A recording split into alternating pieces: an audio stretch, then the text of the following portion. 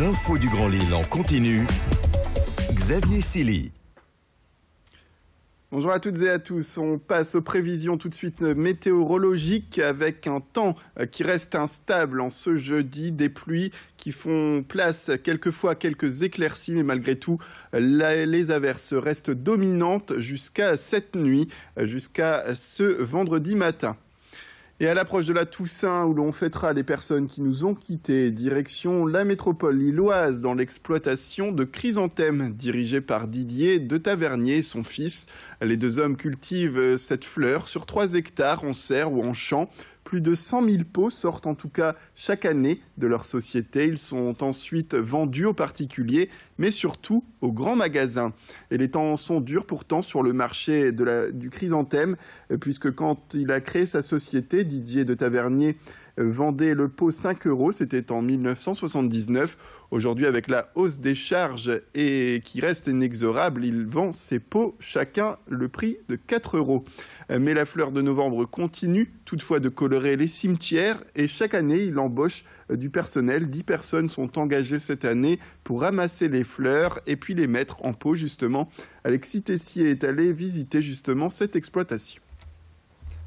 La tradition perdure, il n'y a pas de problème, mais le souci, c'est que chez nous, on doit évoluer constamment au niveau des couleurs, des variétés, des pots. On a changé un peu notre façon de travailler les pots, les jardinières, les coloris de pots, les coloris de jardinières, de façon à avoir un produit plus attractif et plus dans le temps. On est parfaitement dans la mode. On suit la mode et on se demande chaque année quelle couleur va primer.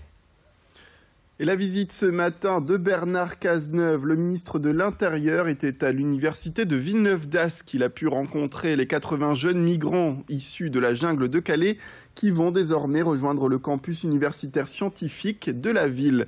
Tous pourront bénéficier d'un parcours de type universitaire qui débutera par l'apprentissage intensif de la langue française. Ils seront hébergés par le Crous également à proximité de l'université. Idil Gunay, pour sa part, est allé sur place pour prendre les réactions de Bernard Cazeneuve qui s'exprime justement sur ce programme. Nous avons dégagé un nombre de places en centre d'accueil et d'orientation qui permet de mettre tout le monde à l'abri avec un dispositif d'accompagnement associatif notamment qui vient de vous être présenté. Parmi ces populations, il y a des étudiants qui doivent pouvoir étudier à l'université. C'est ce que nous organisons ici. Je souhaite, avec la ministre du Logement qui fait un travail remarquable en articulation avec le ministère de l'Intérieur, je veux parler d'Emmanuel Cos, que cette opération soit une opération totalement et exclusivement humanitaire. Il n'y a pas de raison d'attendre et de laisser davantage dans le froid, dans la boue, ceux qui sont à Calais. Bernard Cazeneuve, lors de sa visite, a également évoqué les dernières manifestations de policiers à Paris, notamment suite aux violentes agressions dont ils sont victimes depuis plusieurs jours en banlieue parisienne. Un ras-le-bol qu'ils expriment dans la rue de manière historique, puisqu'il est rare de les voir battre ainsi le pavé. Les syndicats des policiers qui accusent aujourd'hui les agresseurs de vouloir tuer ces policiers sans état d'âme. Je propose d'écouter en tout cas Bernard Cazeneuve qui parle de cette situation en France. Le respect que l'on doit aux policiers, ça consiste à ne pas leur mentir et à leur dire la vérité sur ce que l'on fait, sur ce que l'on peut faire et à les appeler aussi collectivement, parce que c'est ça la police, c'est ce que je disais aux policiers à l'instant, c'est une grande famille, une et indivisible, qui a pour principale valeur le respect. Donc nous avons créé, je le redis, près de 6500 emplois, il en reste 2500 à créer en 2017. C'est un rehaussement des effectifs de la police et de la gendarmerie pour que nos services soient en situation d'assumer leurs responsabilités. Et je poursuivrai cette politique et je la poursuivrai avec la volonté de dire aux policiers la vérité. Et dans le cadre d'Octobre Rose, ce mois de sensibilisation au cancer du sein, la ville de Quesnoy-sur-Deuil et des professionnels de l'esthétique et du bien-être se mobilisent. Ce dimanche, le salon Belle en Soi s'organise ainsi pour aider les femmes qui luttent contre un cancer. Au programme, une spécialiste en solutions capillaires, mais aussi une boutique de sous-vêtements et de prothèses mammaires. Une naturopathe et d'autres professionnels qui se rassemblent au sein du château de la ville, rue du Maréchal Foch. Ça se tiendra ce dimanche donc de 10h à 17h. Ces professionnels qui veulent apporter aujourd'hui des solutions de bien-être et de beauté à des femmes qui souvent peuvent perdre confiance en elles. Céline Nuret est allée à la rencontre des organisateurs de l'événement pour faire un point sur ce week-end.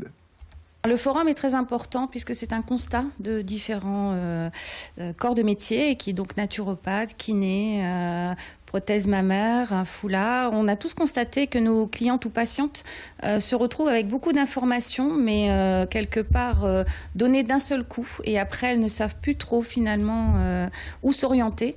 Donc l'idée, c'est de présenter en un lieu différents professionnels qui sont là pour encadrer l'univers de la maladie et surtout l'univers de l'esthétique, qui est très important pour que la femme puisse garder sa féminité tout au long de la maladie et du traitement.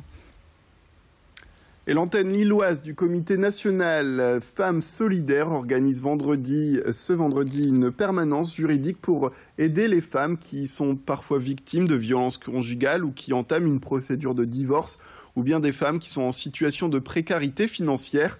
Un rendez-vous gratuit de 17h à 19h animé par une avocate du barreau de Lille pour permettre justement à ces femmes de faire un premier pas vers la liberté, pour leur donner confiance en leur démarche. Je vous propose d'écouter Josiane Sion, c'est la présidente de l'antenne lilloise de Femmes Solidaires. Elle s'exprime sur ce rendez-vous à suivre vendredi. Il faut faire la démarche d'aller chez un avocat. Et quand on se rend chez un avocat pour avoir simplement un renseignement, il y a un coût. Je ne connais pas exactement les honoraires, mais c'est plus de 50 €.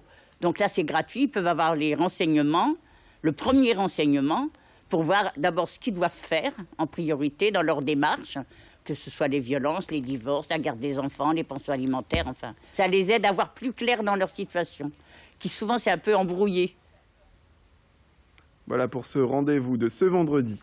C'est la fin de cette édition. Merci à toutes et à tous de nous avoir suivis. Restez avec nous sur Grand Lille TV. L'information continue.